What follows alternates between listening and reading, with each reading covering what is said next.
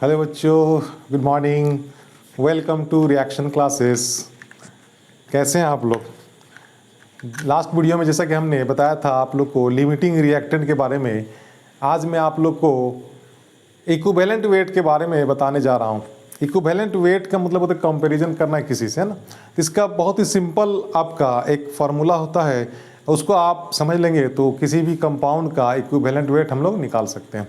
अब वो जो सिंपल फार्मूला है वो आपका होता है equivalent weight is equal to होता है आपका m/n।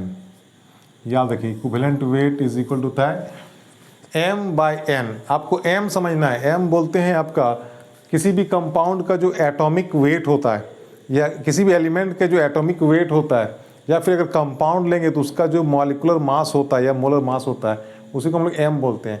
और n क्या हो गया? n आपका वैलेंसी हो गया, n आपका चेंज इन ऑक्सीडेशन नंबर हो गया, या फिर चार्ज ऑन कैटायन या फिर एनायन। यहाँ पे दो चीज़ आपको समझना हो। यानी E जो आपका है, E आपका हो गया इक्विवेलेंट वेट, इक्विवेलेंट वेट। और m जो आपका है ये atomic mass number, atomic mass और मोलर मास, मोलर मास। या तो एटॉमिक मास होगा या तो फिर मोलर मास होगा। अगर एक एलिमेंट दिया तो उसके एटॉमिक मास नंबर लिखना है, और अगर एक से ज़्यादा अगर एक कंपाउंड दिया हो तो मोलर मास उसका लिखना है। और n आपका जो हो गया, n को समझना है बच्चों। n अगर आपको समझ में आ गया तो समझिए कि आपको समझ में आ गया। n को हम लोग वैलेंसी भी बोलते हैं, n हो गया वैलेंसी, या फिर n हो गया आपका चार्ज ऑन कैटायन और एनायन। किसी एक का लेना है। या तो आपका वैलेंसी आपको मालूम होना चाहिए। अगर वैलेंसी अगर नहीं मालूम है तो आपको चार्ज देखना है कि कैटायन में कितना चार्ज है, या फिर एनायन में जितना चार्ज, उसको लिख देना। एक और होता है एन का मतलब होता है आपका ऑक्सीडेशन नंबर। एन आपका change in oxidation number, change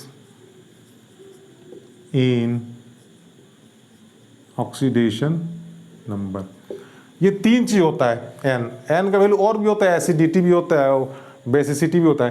तो सिंपली अभी हम लोग वैलेंसी के बारे में समझेंगे। वैलेंसी आपको, वैलेंसी कितना, एन का मतलब वैलेंसी होता है, यानी कि आपका देखना पड़ेगा कि जिस एलिमेंट का हम लोग निकाल रहे हैं उसका वैलेंसी कितना है।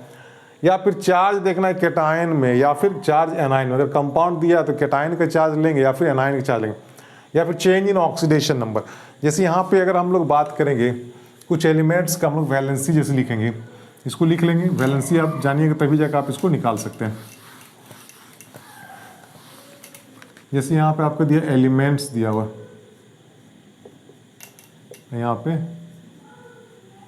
वैलेंसी दिया हुआ। जैसे आपके एलिमेंट्स की बात करेंगे, अगर सपोज बात करेंगे इसका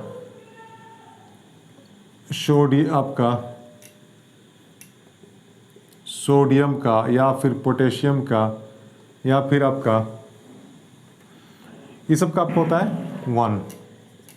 सोडियम ग्रुप 1 का जितना भी एलिमेंट होगा उसका वैलेंसी कितना होगा?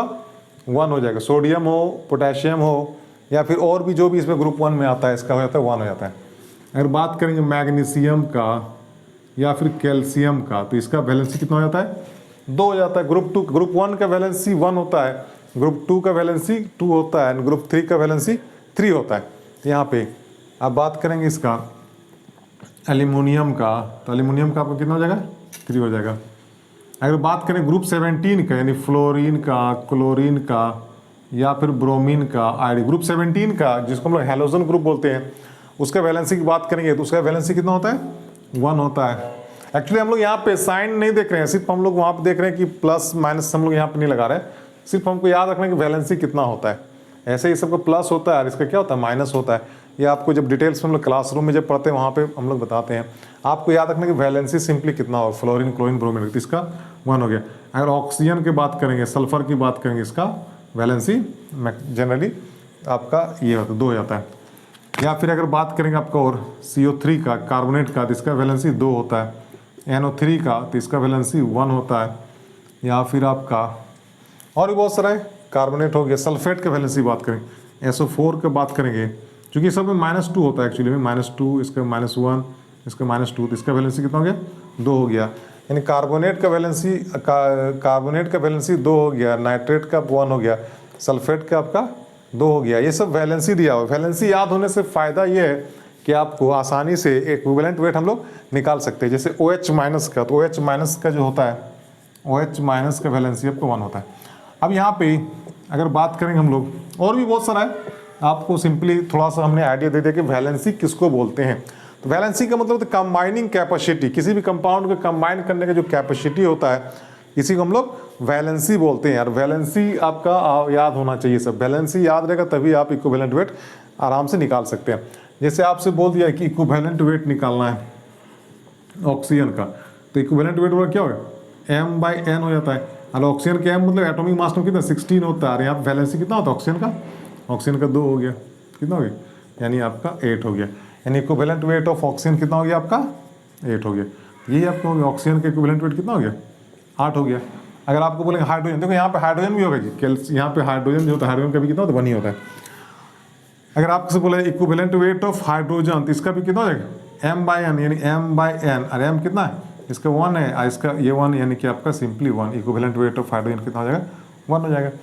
आपका एटॉमिक वेट याद होना चाहिए 1 से लेकर 20 तक मिनिमम। अगर एटॉमिक वेट यानी कि एटॉमिक मास नंबर अगर आपको याद है, तो उसके वैलेंसी से सिंपली उसको हम लोग डिवाइड करेंगे तो उसका इक्विवेलेंट वेट निकल जाएगा। जैसे आपका बोल दिया जाए कि क्लोरीन का कितना होता है इक्विवेलेंट वेट Cl का, तो Cl का इक्विवेलेंट वेट कितना हो जाएगा, इक्विवेलेंट वेट ऑफ क्लोरीन तो आपका M/N, तो M मतलब एटॉमिक मास कितना होता है इसका 35.5 होता है, और वैलेंसी इसका कितना होता है क्लोरीन का 1 हो गया, यानी अगेन इसका 35.5 हो गया। इक्विवेलेंट वेट ऑफ क्लोरीन कितना हो गया 35.5 हो गया। यानी किसी भी कंपाउंड का हम लोग इक्विवेलेंट वेट निकाल सकते हैं अगर आपको वैलेंसी अगर याद है, या फिर चार्ज अगर आपको याद है। जैसे हम लोग यहाँ पे देखते हैं, अगर कंपाउंड, ये तो आपका हमने एलिमेंट्स का निकाला, अगर कंपाउंड्स का निकालेंगे तो कंपाउंड्स का जनरली हम लोग कैसे निकालेंगे। अगर आपसे कह दिया जाए कि इक्विवेलेंट वेट ऑफ CaCO3 का निकालना है, कितना हो जाएगा, तो इक्विवेलेंट वेट CaCO3 का, तो फिर हम लोग वही फॉर्मूला दिमाग लगाएंगे M/N।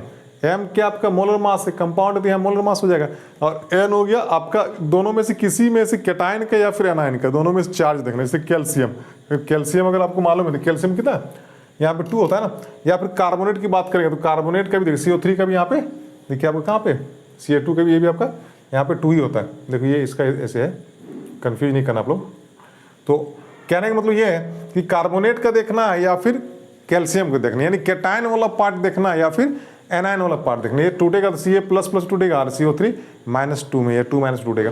तो इसका सिंपली इक्विवेलेंट वेट हो जाएगा आपका, पहले मोलर मास कितना हो जाएगा M/N, और M इसका हो गया 100 होता, हम लोग निकाल चुके हैं फॉर्मूला वेट।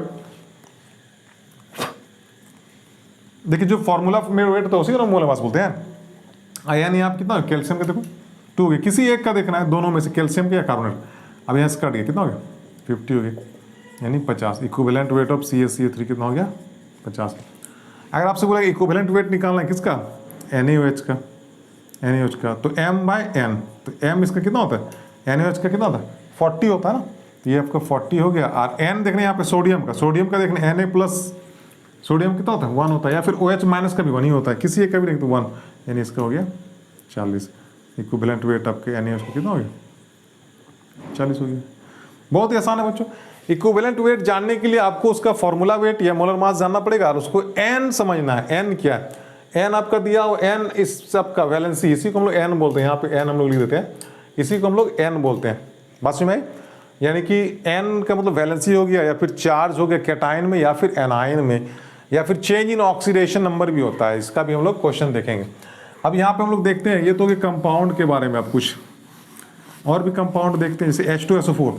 अगर आपसे पूछ दिया जाए कि इक्विवेलेंट वेट निकालना है H2SO4 का, तो H2SO4 का कितना हो जाएगा, तो H2SO4 का जो मोलर मास होगा, तो मोलर मास कितना होता है हम लोग जानते हैं 98 होता है, और नीचे उसके N से डिवाइड कर देंगे, तो 98 यहाँ पे कितना हो गया, यहाँ पे 98 हो गया। N कितना हो, यहाँ पे हाइड्रोजन, एक हाइड्रोजन का +1 यानी 2 हाइड्रोजन का कितना 2 हो जाएगा, +2 यानी कि 98/2। या फिर अगर इसका नहीं हमको याद आ रहा तो सल्फेट का देखना है, सल्फेट का कितना होता है यहाँ पे 2 होता है, किसी दोनों में से एक को लेना है। तो 98/2 कितना हो गया 49, यानी इक्विवेलेंट आपको वेट हो गया H2SO4 का कितना हो गया 9।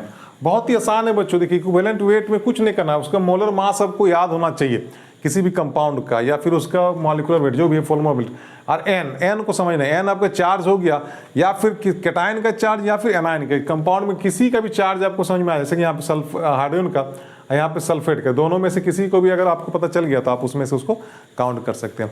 जैसे आपको बोल दिया इक्विवेलेंट वेट निकालना है Na2CO3, इसका निकालना है। तो Na2CO3 का, तो Na2 सोडियम, इसका अगर फॉर्मूला वेट अगर हम लोग निकालेंगे तो फॉर्मूला वेट आपका हो जाएगा 106 हो जाएगा। हम लोग निकाल चुके हैं इसको, जब हम फॉर्मूला वेट जहाँ पढ़े तो वहाँ पे हम लोग निकाल चुके हैं इसका। तो 106 होता है।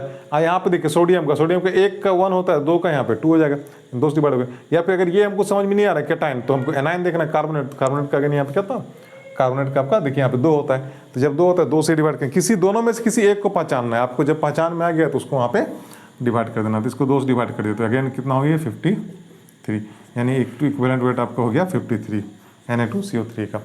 तो इक्विवेलेंट वेट जो होता है बहुत ही आसान है बच्चों, आपको बहुत ही ईजी है।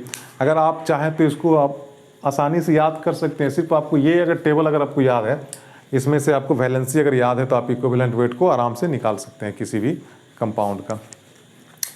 अब जो इक्विवेलेंट वेट होता है उसी को हम लोग 1 ग्राम इक्विवेलेंट बोलते हैं। बात समझ में? जो इक्विवेलेंट वेट होता है उसी को हम लोग बोलते हैं 1 ग्राम इक्विवेलेंट। जैसे कि आप देखते हैं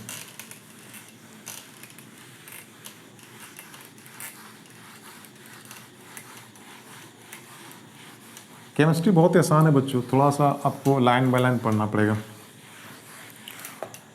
अब यहाँ देखिए, यानी कि इक्विवेलेंट वेट आपका यहाँ पे खत्म।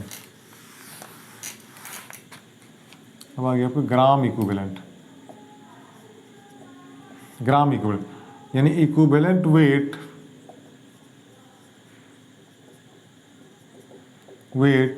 इन ग्राम is called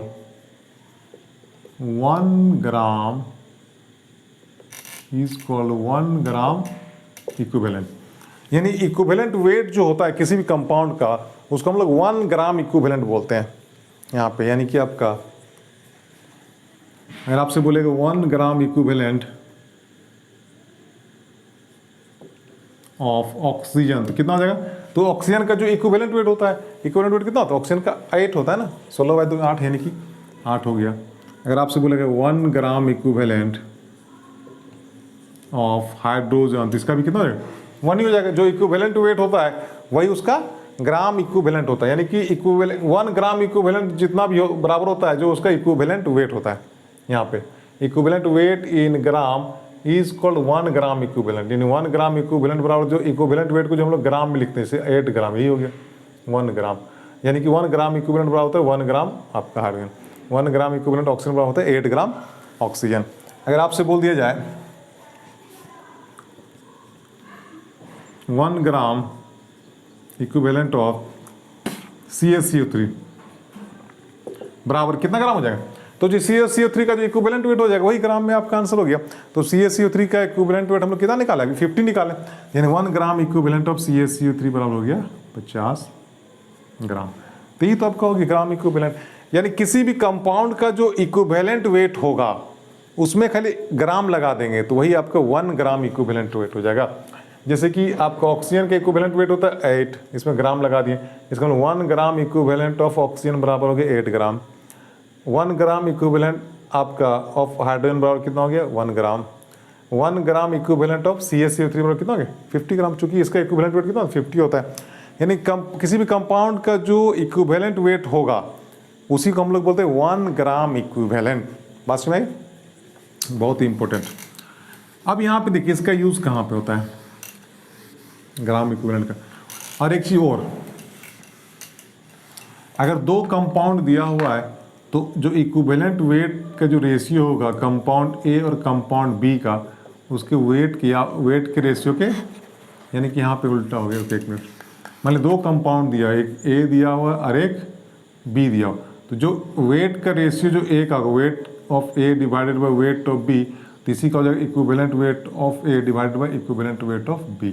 याद रखिए, यानी जो वेट का रेशियो होता है किसी भी कंपाउंड का, जो वेट का जो रेशियो होता है उसके इक्विवेलेंट वेट के रेशियो के बराबर होता है। यानी कि इसमें अगर हम लोग एक क्वेश्चन अगर देखा जाए तो इसको कैसे क्वेश्चन बनाएंगे बताओ। यहाँ पे एक क्वेश्चन देखते हैं हम लोग, यहाँ पे दिया हुआ है, एक मिनट, एक क्वेश्चन है इक्विवेलेंट वेट और ग्राम। यहाँ पे जैसे कि आपका एक क्वेश्चन दिया हुआ है यहाँ पे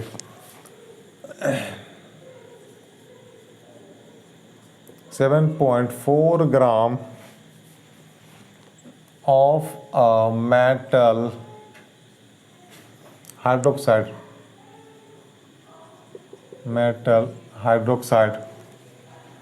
on heating gives 5.6 gram metal oxide.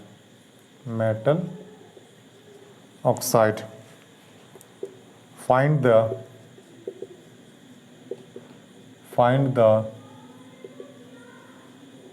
equivalent weight of metal,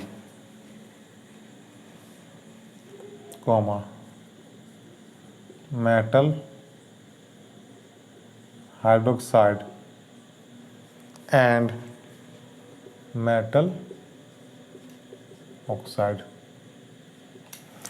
यानी यहाँ पे आपका दिया हुआ है, आपका एक क्वेश्चन दिया हुआ है 7.4 gram of a metal hydroxide on heating gives 5.6 gram of metal oxide. यानी 7.4 ग्राम मेटल हाइड्रोक्साइड को अगर हीट करते हैं तो वो देता है 5.6 ग्राम मेटल ऑक्साइड देता है। अब पूछ रहा है find the equivalent weight of metal oxide या फिर मेटल हाइड्रोक्साइड। इस क्वेश्चन को सॉल्व करेंगे तो बहुत ही आसान है। सबसे पहले देखना है कि वेट दोनों का कितना दिया हुआ। तो यहाँ पे मेटल हाइड्रोक्साइड बोलते हैं मेटल OH। किसी भी मेटल में अगर OH लगा हुआ है तो इसको हम लोग कहेंगे मेटल हाइड्रोक्साइड, और अगर सिर्फ H लगा हो तो हाइड्राइड हो गया। तो यहाँ पे OH लगा हो तो मेटल हाइड्रोक्साइड के बारे में दिया, कितना ग्राम दिया, मेटल हाइड्रोक्साइड आपको दिया 7.4 ग्राम, यानी वेट ऑफ मेटल हाइड्रोक्साइड। यहाँ पे वेट ऑफ मेटल हाइड्रोक्साइड कितना दिया 7.4 ग्राम, और आपका वेट ऑफ कितना दिया मेटल ऑक्साइड यानी MO आपका दिया हुआ, आपका वेट ऑफ मेटल ऑक्साइड दिया हुआ 5.6 ग्राम। अब आपसे पूछ रहा है इक्विवेलेंट वेट लिखना है मेटल का, इक्विवेलेंट वेट मेटल हाइड्रोक्साइड का और इक्विवेलेंट वेट मेटल ऑक्साइड का, यानी कि तीनों का इक्विवेलेंट वेट निकालना है। यानी आपका दो चीज़ दिया हुआ, यानी कि मेटल हाइड्रोक्साइड का वेट दिया हुआ है और मेटल ऑक्साइड का वेट दिया हुआ है। आपको इक्विवेलेंट वेट निकालना मेटल का, मेटल हाइड्रोक्साइड का और मेटल ऑक्साइड का दिया हुआ। तो इक्विवेलेंट वेट निकालने के लिए बहुत ही सिंपल हम लोग यही फॉर्मूला यूज करेंगे, weight of A divided weight of B is equal to equivalent weight of A divided equivalent weight of B। यानी जो वेट का रेशियो होगा किसी भी कंपाउंड का वो इक्विवेलेंट के वेट के रेशियो के बराबर हो जाएगा। तो यहाँ पे इसको हम लोग कैसे निकालते हैं, आप देखिए यहाँ पर हम निकालेंगे, यानी कि आपका जो वेट होगा मेटल हाइड्रोक्साइड का डिवाइडेड बाय जो वेट होगा मेटल ऑक्साइड का, वही हो गया इक्विवेलेंट वेट हो जाएगा मेटल हाइड्रोक्साइड का और इक्विवेलेंट वेट हो जाएगा मेटल ऑक्साइड का। यानी जो वेट का रेशियो A और B का वही इक्विवेलेंट वेट के रेशियो के बराबर होगा। तो वेट का रेशियो हमने मेटल हाइड्रोक्साइड और मेटल ऑक्साइड का, तो इक्विवेलेंट वेट मेटल हाइड्रोक्साइड और मेटल ऑक्साइड का हो गया। अब यहाँ पे हम लोग सिंपली दोनों को वेट कितना दिया, तो मेटल हाइड्रोक्साइड आपका दिया 7.4 और मेटल ऑक्साइड दिया कितना 5.6 ग्राम इज इक्वल। अब इक्विवेलेंट वेट, चूंकि इक्विवेलेंट वेट मेटल का हमको निकालना है तो मेटल का हमको मालूम नहीं है, लेकिन OH का तो इक्विवेलेंट वेट मालूम है हमको, OH का कितना होगा। तो OH का इक्विवेलेंट वेट देखिए यहाँ पे हम समझने के लिए लिख लेते हैं, यानी OH का जो इक्विवेलेंट वेट जो होता है इसका जो 17 हो जाएगा, 16 17 M/N और N के 1 होता है, यानी कि आपका हो जाएगा 17 हो जाएगा। और ऑक्सीजन का तो इक्विवेलेंट वेट हम लोग को मालूम है कितना होता है 8 होता है। तो यहाँ पर देखिए यहाँ पर जो equivalent weight of metal plus 17 हो जाएगा और यहाँ पे equivalent weight of metal plus 8 हो जाएगा। क्योंकि मेटल जो होता है हाइड्रोक्साइड का क्या होता है M/N होता है, यानी 17 हो जाएगा, मेटल हाइड्रोक्साइड 17 हो जाएगा, मेटल ऑक्साइड का कितना हो जाएगा 8 हो जाएगा। ऑक्सीजन का हम लोग जानते हैं कि 8 होता है, ये मेटल हाइड्रोक्साइड का हो गया। यानी यहाँ पे मेटल को हमको नहीं मालूम, लेकिन हाइड्रोक्साइड को तो हमको मालूम है कि हाइड्रोक्साइड का कितना 17 होता है ना, 16 होता है ऑक्सीजन का, और हाइड्रोजन कितना होता है 1 होता है। अब उसमें चार्ज कितना होता है -1, यानी एक ही चार्ज होता है, इसलिए उसमें हम क्या लिखा, यानी कि आपका 17/1।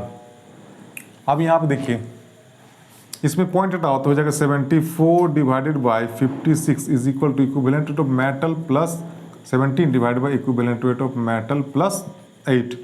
अब इसको काटिए, कितना से कटेगा आपका, 2 से काटिए, आपका 2 2 जा 4 1 6 2 8 जा एंड 2 3 जा 6 एंड 1 से 2 7 जा, यानी 37 divided by 28 is equal to equivalent weight of metal plus 17 divided by equivalent weight of metal plus 8 हो जाएगा। अब यहाँ फिर हम लोग देखो कैसे करते हैं, क्रॉस मल्टीप्लिकेशन करेंगे तो हो जाएगा 37 मेटल प्लस 8 से मल्टीप्लाई करो, 8 7 जा 56, फिर 5 बचा, 8 3 जा 24 और 5 कितना हो गया 24 अब 29 29 इज इक्वल टू कितना हो गया 28 m प्लस हो गया आपका 17 इंटू कितना 28, तो यहाँ पे 17 इंटू 28 करो, 28 को 17 से करो, 7 8 जा 56 56 5 7 2 जा 14 5 कितना 19, यहाँ पे 8 हो गया, यहाँ पे आपका 2 हो गया, यानी 6 हो गया, 9 8 कितना 17 हो गया, 1 2 1 3 4 476 यानी हो गया 476। अब यहाँ देखो, यहाँ पे 37m इधर आके क्या हो गया 37m माइनस हो गया 28m इज इक्वल टू कितना 476 माइनस 296, आपका हो गया 37 में 28 गया, 7 में 8 गया, कितना बचेगा आपका 9m, यहाँ पे 9m और हाँ 9m इज इक्वल टू हो जाएगा 6 में 6 गया 0 7 17 में 9 गया ना, 17 में 9 गया, कितना 8 बचेगा, यानी आपका यहाँ पे 1, यानी m इज इक्वल टू आपको हो जाएगा, एक्चुअली इक्विवेलेंट वेट m का निकाल रहे थे ना, ओहो यहाँ पर को यहाँ पे इक्विवेलेंट वेट ऑफ m था ना, यहाँ पे भी आपका इक्विवेलेंट वेट ऑफ m, अब यहाँ पे इक्विवेलेंट वेट ऑफ m, यहाँ पे भी इक्विवेलेंट वेट ऑफ m, तो यहाँ पे आपको हो गया equivalent weight of m 9 into equivalent, अब यहाँ पे इक्विवेलेंट वेट ऑफ m बराबर हो गया 180 डिवाइड बाय 9 9 2 जा आपका, यानी आपका इक्विवेलेंट वेट जो मेटल का निकल गया वो कितना निकल गया 20 निकल गया। देखो यहाँ पे बहुत ही आसान था बच्चों, यहाँ पे देखने में थोड़ा सा लग रहा है छोटा छोटा, आपको समझ में आना चाहिए, यानी कि हमको सिंपली यहाँ पे देखना ये है कि दोनों का वेट का रेशियो होगा उसके इक्विवेलेंट वेट के रेशियो के बराबर हो जाएगा। अब दोनों को वेट दिया, इक्विवेलेंट वेट को तोड़ के लिखो, मेटल प्लस OH का इक्विवेलेंट वेट कितना 17 हो जाएगा और ऑक्सीजन का 8 हो जाएगा, तो m प्लस 8 है, यहाँ पे m प्लस आपका 17।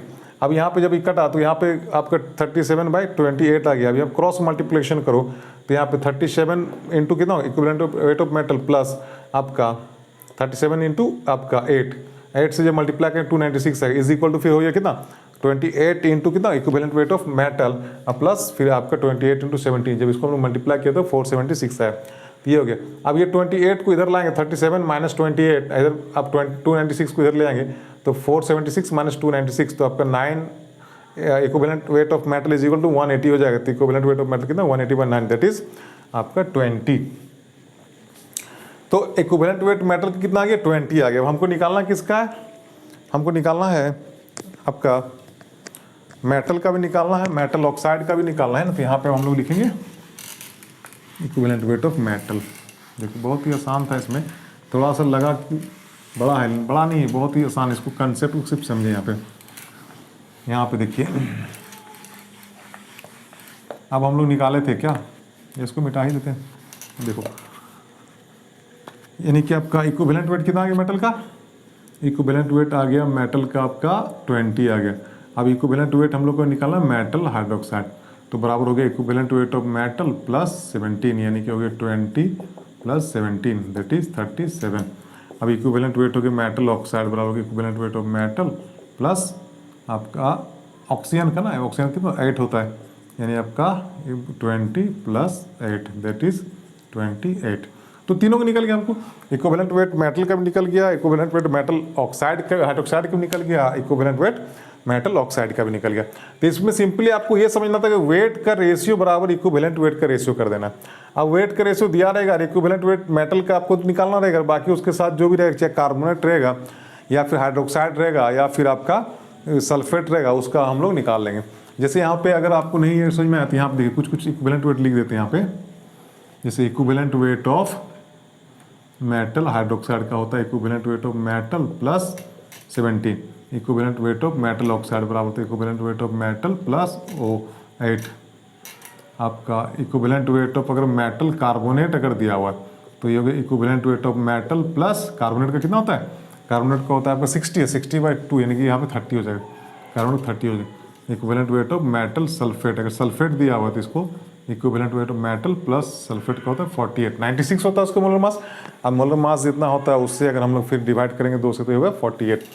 अगर इस तरह का दिया हुआ तो आप डायरेक्ट इसको हम लोग M+48 M+30 M+8 M+, अब इसमें से मेटल जो दिया हुआ रहेगा उसको हम लोग निकालेंगे।